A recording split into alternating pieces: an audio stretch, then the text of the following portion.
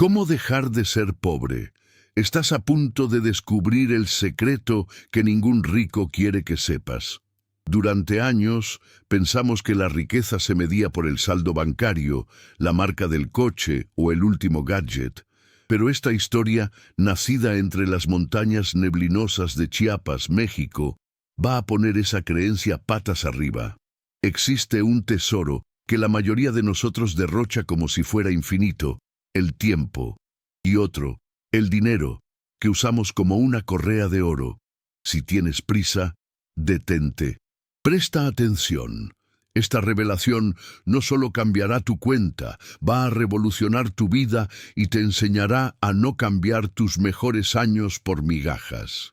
Lo que este joven descubrió en la caja cerrada de su tío abuelo era más valioso que todos los pesos del mundo.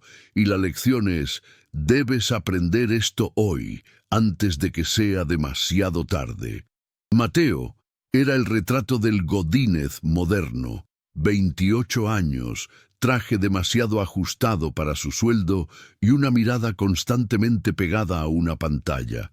Su pequeño apartamento, en la agitada colonia Roma Norte de la caótica y vibrante Ciudad de México, era solo un punto de recarga entre turnos de trabajo que se extendían hasta la madrugada, todo en nombre de un futuro que nunca llegaba y del próximo aumento. Se veía a sí mismo como un arquitecto de su propia fortuna, pero en realidad era solo el esclavo mejor pagado de su propia miopía. Su alma estaba cansada, pero su mente estaba obsesionada con los números, creyendo que la única forma de conquistar respeto, sobre todo ante la familia que lo había visto luchar, era acumulando más pesos, más posesiones, más poder. Él veía el dinero como el único puente hacia la libertad, sin darse cuenta de que cada hora extra, cada fin de semana sacrificado, estaba construyendo una prisión de lujo, hecha de plazos apretados y endeudamiento de tarjeta de crédito. Poseía un reloj de pulsera caro, un regalo de un bono, que usaba con orgullo, no para saber la hora, sino como un símbolo de estatus efímero, un objeto que le gritaba al mundo la mentira de que él tenía control sobre su tiempo.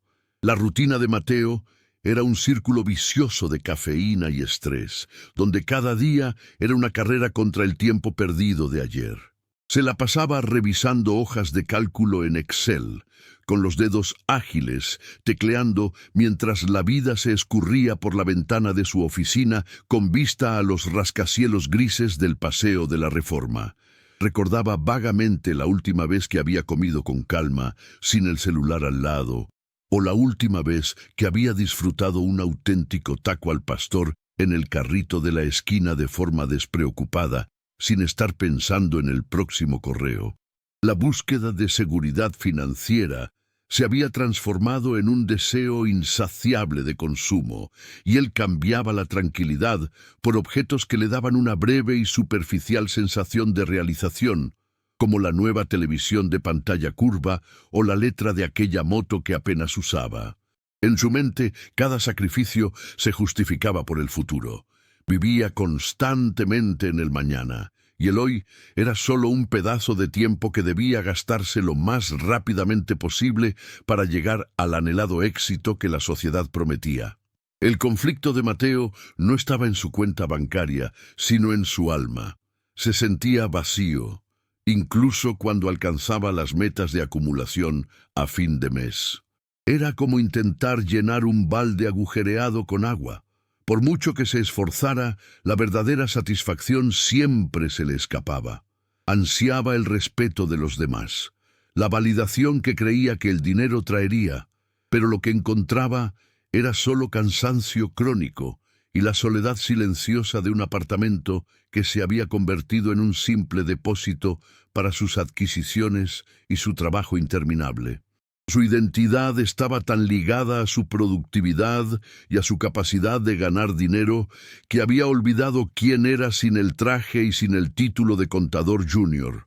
Se había convertido en una máquina de calcular, y las emociones eran solo variables molestas a ignorar en su ecuación de éxito, un precio alto pagado por la promesa vacía del sueño mexicano de la acumulación. Un día, mientras revisaba hojas de cálculo en un café ruidoso de la colonia Condesa, Mateo se detuvo, con la mano suspendida sobre la tecla Enter. Por un instante fugaz, sintió el peso opresivo de toda aquella prisa. Miró hacia la calle y vio a un señor vendiendo flores, sin apuro, con una sonrisa serena. La escena duró solo un segundo, pero fue suficiente para despertar una punzada de envidia, un cuestionamiento silencioso sobre el costo real de su estilo de vida. Sin embargo, el pensamiento fue reprimido rápidamente, cubierto por la urgencia de un nuevo plazo. Tenía cuentas que pagar y un nuevo viaje planeado para mostrar su prosperidad. Era un ciclo difícil de romper, pues la armadura del consumismo y la ambición se había fusionado a su piel, y ya no sabía distinguir lo que era necesidad de lo que era solo vanidad alimentada por la cultura de la prisa y la posesión que dominaba la capital. La vida de Mateo estaba regida por compromisos, no por pasiones. Tenía un plan financiero detallado, casi religioso, para los próximos 10 años, pero no lograba recordar el último libro que había leído por puro placer, o la última vez que había caminado bajo el sol del Parque Chapultepec sin el destino de un compromiso o la distracción de unos auriculares.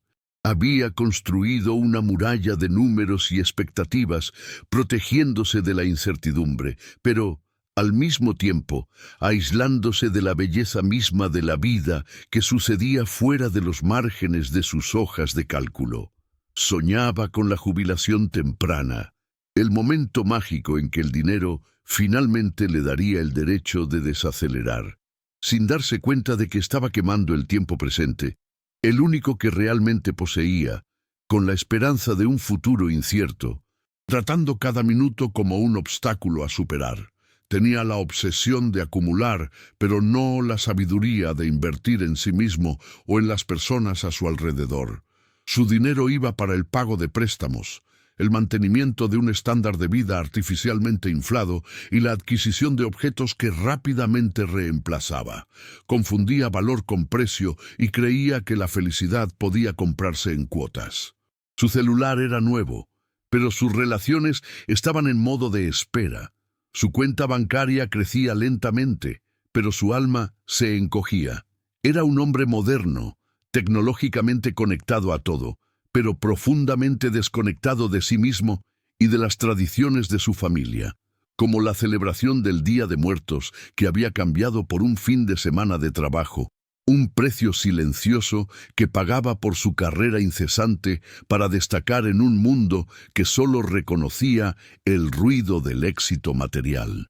La única cosa que lo ligaba al pasado y a un ritmo de vida diferente era la propiedad familiar en la hermosa ciudad de San Cristóbal de las Casas, en Chiapas, una tierra que él consideraba atrasada y, francamente, un desperdicio de capital que podría estar invertido. Para Mateo, aquel lugar pintoresco con su aroma a café de olla y el suave eco de campanas de iglesia era un símbolo de estancamiento, de una riqueza antigua e inútil. Ansiaba vender, transformar aquel pedazo de historia y neblina en números concretos, en algo que pudiera ser controlado e invertido. Veía la tierra como un activo estancado, pero la verdad es que el verdadero activo estancado era él mismo. Un joven lleno de potencial, pero atrapado en la mentalidad que solo valoraba lo tangible y lo inmediato. La venta era solo un número más en su obsesión. Poco sabía él que esta transacción lo llevaría a encontrar el verdadero costo de la vida, confrontando su prisa con la sabiduría ancestral. El incidente incitante llegó en forma de un correo electrónico corto y seco del abogado de la familia, un documento que confirmaba la necesidad de que Mateo viajara inmediatamente a Chiapas para finalizar la venta de la casa de su abuela. El papeleo exigía su presencia para obtener la firma final de don Ignacio, el hermano mayor de la abuela, quien, debido a la edad y a la tradición, era el último guardián legal de ciertas decisiones sobre la propiedad. Mateo sintió una mezcla de alivio por finalmente concretar la ganancia e irritación por la interrupción de su rutina. Para él, Chiapas era una pérdida de tiempo valioso, un viaje de 2 días que retrasaría sus proyectos y lo sacaría del centro nervioso de su vida, la capital. Empacó su traje, su laptop y su impaciencia, tratando el viaje como una misión militar de eficiencia. Ir, firmar, vender y regresar antes de que el mercado financiero tuviera tiempo de enfriarse. La idea de tener que lidiar con la lentitud provinciana de San Cristóbal de las Casas, con su ritmo de vida dictado por el sol y las campanas de la catedral, ya lo estresaba antes de salir del aeropuerto, anticipando el choque entre su modernidad frenética y la sabiduría lenta del sur. Al llegar a San Cristóbal, el aire frío de la montaña y la neblina matutina que se cernía sobre los techos de teja golpearon a Mateo como un shock.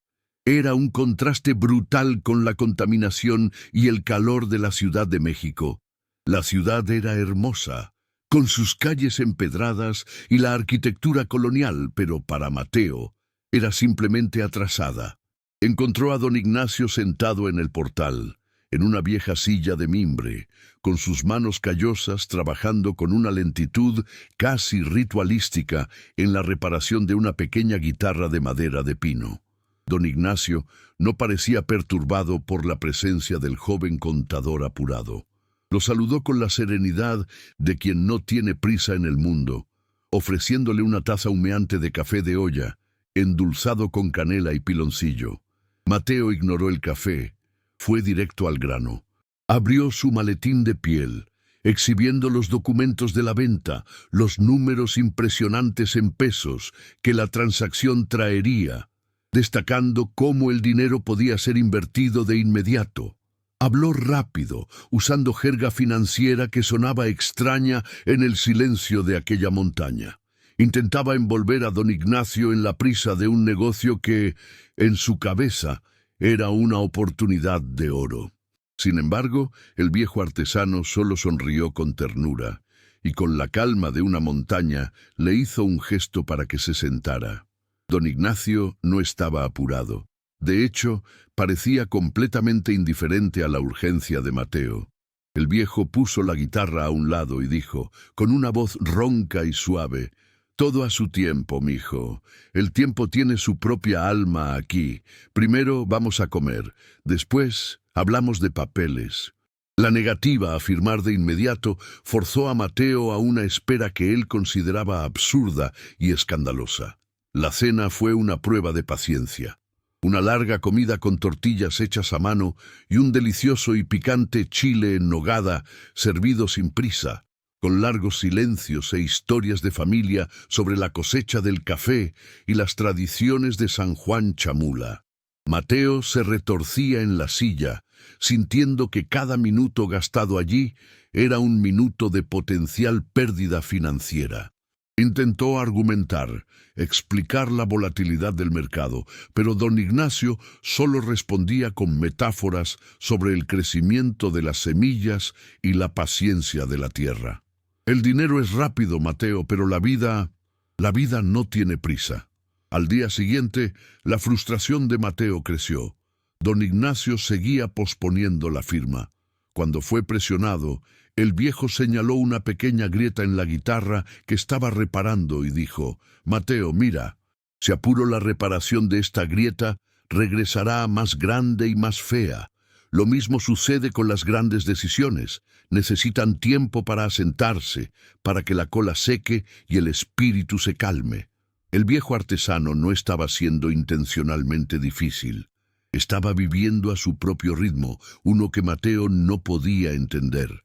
Lo que era un retraso frustrante para el joven, era el ritmo natural de la vida para el anciano. El punto de inflexión de la tensión llegó cuando don Ignacio reveló que la propiedad no era el único tesoro en cuestión. Señaló una vieja y robusta cajita de madera que parecía haber sido tallada en un cedro ancestral, puesta sobre una cómoda rústica. La caja era pequeña, pero transmitía un aura de importancia. El verdadero legado de tu abuela y de nuestra familia no está en el valor de la casa, Mateo. Está aquí dentro, dijo don Ignacio, tocando la madera con reverencia. Y solo podremos abrirla en el momento justo, en el tiempo de Dios, no en el tiempo del banco. Mateo sintió la curiosidad y la ambición mezcladas. ¿Qué podría haber en esa caja? ¿Joyas, dinero antiguo, un título de tierra valioso? El misterio de la caja y la terquedad inquebrantable de don Ignacio en ceder a su prisa crearon un micro cliffhanger en la mente del joven. No podía irse ahora. La posibilidad de una ganancia aún mayor, de un tesoro escondido, lo forzó a extender su permanencia, a regañadientes, en aquella ciudad lenta. Se preguntó, ¿qué más esconde el viejo detrás de esa sonrisa serena y de esas manos que parecen ignorar el tic-tac del reloj? Forzado a permanecer en San Cristóbal, Mateo se vio sometido a una rutina que parecía desafiar todas las leyes de productividad que él había aprendido. La primera prueba fue el silencio. Lejos del ruido constante y los claxones de la capital, lo único que escuchaba era el susurro del viento en las montañas y el sonido rítmico del golpeteo suave de don Ignacio en la guitarra. Intentaba trabajar en su laptop, pero la lentitud del wifi y la serenidad del ambiente hacían que enfocarse en el estrés de la ciudad fuera un ejercicio casi imposible. El aroma del café de olla y el frescor de la mañana invadían la casa, invitándolo a algo que había olvidado: simplemente existir. Observó a don Ignacio pasar 2 horas completas, sin prisa, solo disfrutando del café y la conversación con la vecina, doña Elena, sobre el tiempo de la cosecha. Para Mateo era un tiempo muerto, pero para ellos era vida, era tejer la comunidad, era riqueza de conexiones. La segunda prueba vino en forma de la comida del mediodía, el ritual sagrado de la sobremesa. Mientras Mateo ansiaba un almuerzo rápido y funcional, don Ignacio insistía en demorarse en la mesa después de la comida, prolongando la conversación sobre el significado de las cosas. En una de esas tardes, don Ignacio contó la historia de cómo él había plantado la semilla del mango en el patio hace décadas. El dinero compra el mango listo, Mateo, pero el tiempo plantando, cuidando, esperando, ese tiempo compra la satisfacción profunda, explicó mientras se lamía los dedos untados con manjar de coco.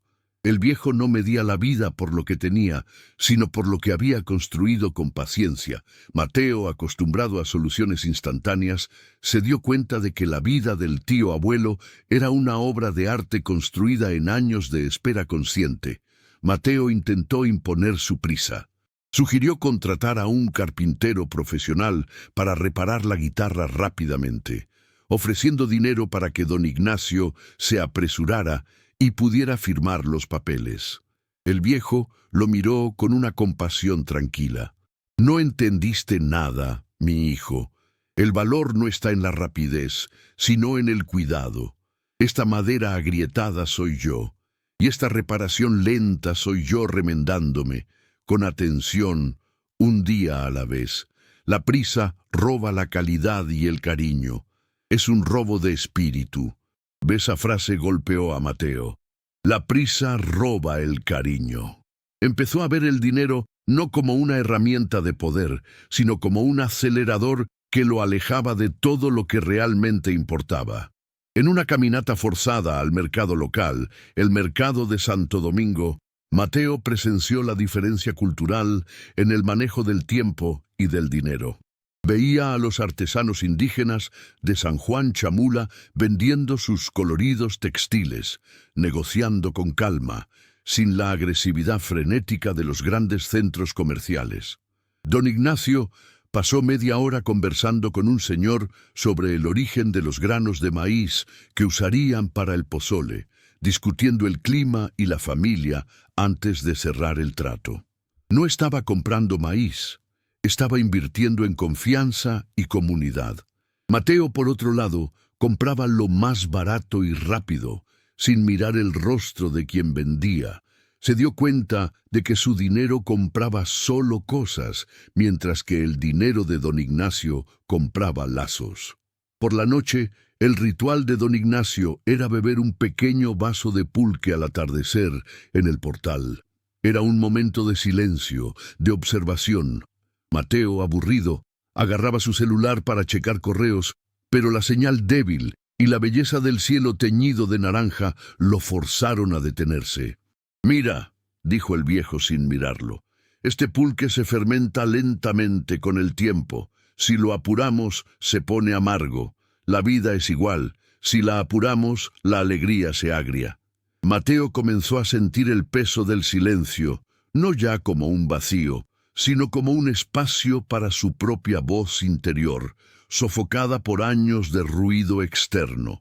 En un momento de frustración, Mateo confesó a don Ignacio su deseo de ser rico para ganar el respeto que sentía que le faltaba.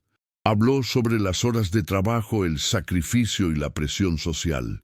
El viejo lo escuchó con paciencia y luego señaló los zapatos nuevos y caros de Mateo en contraste con sus propias guaraches desgastadas. «Tú quieres respeto por lo que tienes, Mateo, pero el respeto real, el que dura, no se compra con pesos, se compra con la forma en que usas tu tiempo. Yo no tengo reloj, pero soy dueño de cada hora de mi día. Tú tienes uno caro, pero tus horas son esclavas de tu sueldo. ¿Quién es el verdadero rico aquí? Si crees que todo sucede por algo, cuéntanos en los comentarios. Y si es verdad, ¿qué lección necesitas aprender hoy? La jornada continuó con pequeñas epifanías diarias. Mateo acompañó a don Ignacio a un velorio en la iglesia de Santo Domingo, donde la comunidad se reunía para honrar la memoria de un antiguo profesor. No había prisa, solo tiempo para el luto y la celebración de la vida. Mientras Mateo veía la muerte como la pérdida total de tiempo, don Ignacio la veía como la culminación natural de una vida bien vivida, llena de tiempo invertido en buenas acciones. El viejo explicó: «El dinero puede comprar el funeral más lujoso, pero no compra las lágrimas sinceras y las historias que la gente cuenta sobre ti. Lo que queda de nosotros es el tiempo que dedicamos al otro». El punto central de la jornada era la cajita de madera. Mateo intentaba constantemente hacer preguntas sobre ella, pero don Ignacio, con su serenidad inquebrantable, siempre desviaba el tema con una nueva tarea o una nueva reflexión. Él sabía que la prisa de Mateo por abrir la caja era la misma prisa por vivir la vida. Una tarde, el viejo le dio a Mateo la llave de la caja, pero le dijo: «La llave abre la caja, pero solo la paciencia abre tu corazón a lo que hay dentro. Si la abres ahora, solo verás lo que tu prisa quiere ver. Espera». El acto de entregar la llave, pero prohibir su uso inmediato, fue la mayor prueba. El objeto de su deseo estaba en sus manos, pero no podía tocarlo, forzándolo a confrontar su propia ansiedad. La espera se transformó en observación. Mateo vio a don Ignacio reparar no solo la guitarra, sino la cerca, la puerta de la cocina y los juguetes de los nietos, todos con la misma dedicación minuciosa. Veía el dinero ser usado por don Ignacio como una herramienta para vivir y no como un objetivo en sí. El viejo compraba ingredientes de calidad para cocinar, pagaba la cuenta de luz sin estrés y, lo más importante, invertía en tiempo de calidad con su familia, riendo y contando leyendas mayas alrededor de la fogata. Mateo comenzó a invertir sus valores, dándose cuenta de que el dinero, cuando se usa conscientemente, podía ser lo que compraba el derecho a tener tiempo en lugar de robarlo. El momento llegó, en una tarde lluviosa, cuando la neblina de Chiapas envolvía la casa como un abrazo silencioso. Don Ignacio estaba sentado a la mesa rústica, con la cajita de cedro frente a él, la misma cajita que había sido el foco de la obsesión de Mateo por días. La luz que entraba por la ventana era tenue y dorada, creando un escenario casi teatral. Don Ignacio, sin decir una palabra, le hizo un gesto a Mateo para que usara la llave. El sonido de la cerradura antigua, un clic metálico, resonó en el silencio. rompiendo la tensión acumulada de la espera. Mateo, con las manos ligeramente temblorosas, pero el corazón acelerado por la expectativa de un tesoro material, levantó la pesada tapa. Esperaba un fajo de billetes antiguos, joyas de plata mexicana o tal vez un documento de valor inestimable, capaz de multiplicar el precio de la venta. Sus ojos se abrieron en incredulidad. En lugar de riqueza tangible, la caja contenía solo 2 ítems. El primero era un reloj de bolsillo antiguo, completamente roto. Las manecillas estaban congeladas en una hora indeterminada y el cristal agrietado. El segundo era un pequeño pedazo de papel amarillento por el tiempo, doblado y gastado en los bordes. Mateo miró el reloj, luego a don Ignacio, con una expresión de total confusión y profunda decepción. Todo aquel misterio, toda aquella espera por un reloj inútil y un papel viejo. El silencio en la sala era casi ensordecedor, interrumpido solo por el crepitar distante de la chimenea. Su ambición, nutrida por el ritmo frenético de la Ciudad de México, se desmoronó en una amarga realización de la inutilidad de aquel tesoro. Don Ignacio tomó el reloj roto y lo puso en la palma de la mano de Mateo. Las manos callosas del viejo artesano eran cálidas y seguras. «Tu abuelo me dio esto el día que nací», comenzó don Ignacio, su voz baja y calma, pero cargada de autoridad emocional. Él dijo: «Este reloj se rompió, y con él la ilusión de que podemos detener o comprar el tiempo, Mateo. El tiempo es lo único que realmente poseemos, pero que no podemos acumular. Solo puede ser gastado, y la sabiduría está en gastarlo bien, y no en intentar controlarlo con prisa. Este reloj es nuestro recordatorio de que la máquina del tiempo no nos sirve. Nosotros debemos servir a la vida en nuestro tiempo». La revelación era clara. El tiempo no es una moneda de cambio. Es el tejido mismo de la existencia, y desperdiciarlo es el verdadero empobrecimiento. Enseguida don Ignacio abrió cuidadosamente el pequeño pedazo de papel gastado. No era un mapa de tesoro o un título de tierra, sino la receta manuscrita del mole poblano de la familia, una tradición pasada de generación en generación, detallando el secreto del toque de chocolate y especias. Don Ignacio explicó, con una sonrisa melancólica: «El dinero compra los ingredientes, Mateo, pero lo que ves aquí es el tiempo que tu abuela gastó, sentada, probando, escribiendo, transmitiendo. El dinero que ella invirtió aquí no fue en joyas, sino en crear momentos, en memorias que nutrieron a nuestra familia por más de 50 años. El dinero es la herramienta para construir la memoria, pero el tiempo es el cemento. Este papel no tiene precio en el mercado, pero tiene todo el valor del mundo para quien entiende de dónde venimos». La revelación final golpeó a Mateo como un rayo de sol atravesando la neblina. Se dio cuenta de que la cajita era el símbolo de la verdadera herencia, sabiduría sobre cómo vivir, no riqueza material. El dinero que él tanto idolatraba era solo un medio efímero. El verdadero tesoro era el tiempo.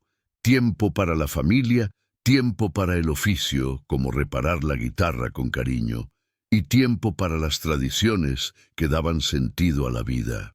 Vio el contraste brutal entre su vida de prisa, donde todo era desechable y rápido, y la vida de don Ignacio, donde todo era construido con intención y permanencia. La decisión de Mateo fue un gesto de superación de su conflicto interno. Cerró la caja de cedro, no con frustración, sino con una nueva reverencia. Miró a los ojos serenos de don Ignacio y dijo, por primera vez sin prisa, que no vendería la propiedad. Entendió que, al vender, estaría cambiando un pedazo de su historia y de su tiempo por más dinero, perpetuando el ciclo. «La casa tiene raíces aquí, tío. No puedo arrancarlas. Apurar esta venta sería faltarle el respeto al tiempo que construyó todo esto». El clímax no fue un momento de acción grandiosa, sino de silencio y aceptación. El joven Godínez de la Ciudad de México, obsesionado con números, había finalmente confrontado su miopía. Aceptó que la verdadera riqueza no es la que se acumula, sino la que se invierte en la calidad del tiempo. No había perdido un negocio, había ganado la perspectiva que su prisa le había robado. La lección de la caja era que el único bien no renovable es el tiempo, y el dinero debe servir para liberarlo, no para aprisionarlo en deudas y obligaciones superficiales.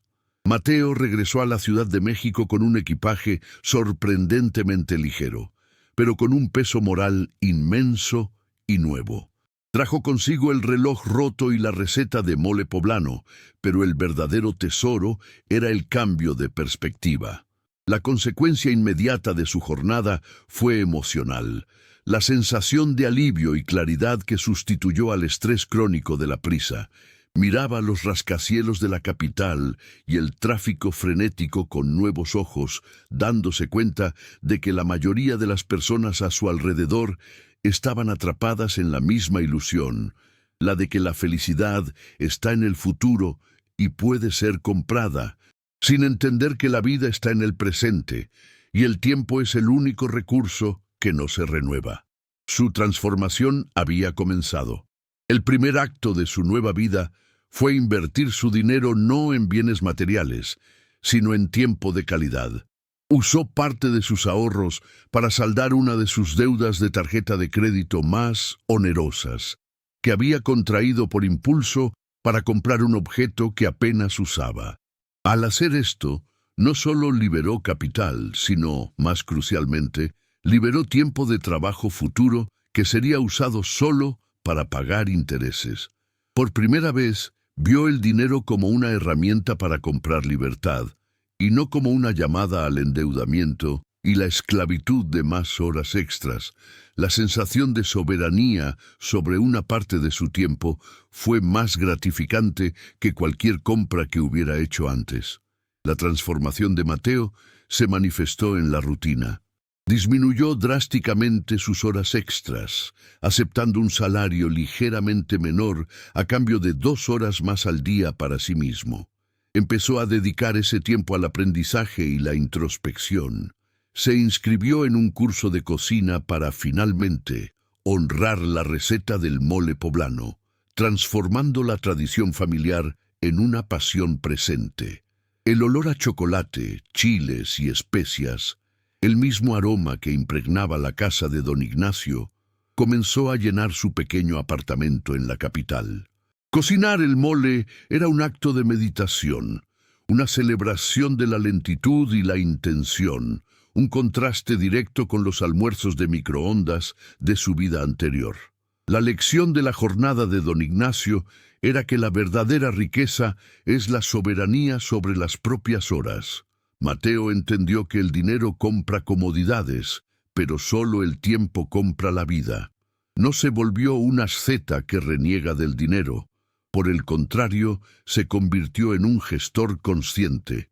Su objetivo ya no era acumular, sino invertir el dinero de forma inteligente para que pudiera protegerlo de la necesidad de vender su tiempo. Pasó a ver cada decisión financiera a través de la lente del tiempo. Esta compra vale la cantidad de tiempo de mi vida que tendré que gastar para pagarla. La relación de Mateo con el tiempo cambió de enemiga a aliada. El reloj roto, que ahora estaba sobre su mesa de noche, servía como un símbolo constante. No lo usaba para marcar la prisa, sino para recordarse la finitud y la importancia de cada momento. En lugar de correr, pasó a vivir con intención, reservando tiempo para un largo desayuno, para leer un libro, o simplemente llamar a su madre sin la presión de un minuto contado. Aprendió que, en el ritmo de la vida, la lentitud es frecuentemente la forma más eficiente de alcanzar la profundidad y la satisfacción. El desenlace de la historia es la serenidad de Mateo. Seguía siendo un contador en la Ciudad de México, un Godínez, pero con una mentalidad diferente. Había cambiado la armadura de la vanidad por una paz interior, el ruido de la prisa por el silencio de la satisfacción. La receta familiar no le dio millones en pesos, pero le dio una herencia inestimable, el valor de la memoria y de la presencia. Había encontrado el equilibrio entre el pragmatismo financiero y la riqueza emocional, descubriendo que el éxito real es tener tiempo para disfrutar de lo que el dinero, usado con sabiduría, puede proporcionar: la tranquilidad. El ciclo se cierra con una reflexión profunda, conectando la prisa del inicio con la paz del final. El mensaje final es claro: no esperes por un reloj roto o una cajita de cedro para descubrir que tu tiempo es tu único bien más valioso. La vida nos ofrece la oportunidad de invertir el dinero para comprar tiempo, pero si lo usamos solo para comprar más cosas, nunca seremos verdaderamente ricos. Comienza hoy a valorar el tiempo de la misma forma que valoras tu dinero, pues la verdadera libertad es la soberanía sobre tus horas. Si esta historia te tocó el corazón y te hizo reflexionar sobre la prisa de la vida, suscríbete al canal para más mensajes chidos como este y comparte con alguien especial que necesita urgentemente desacelerar.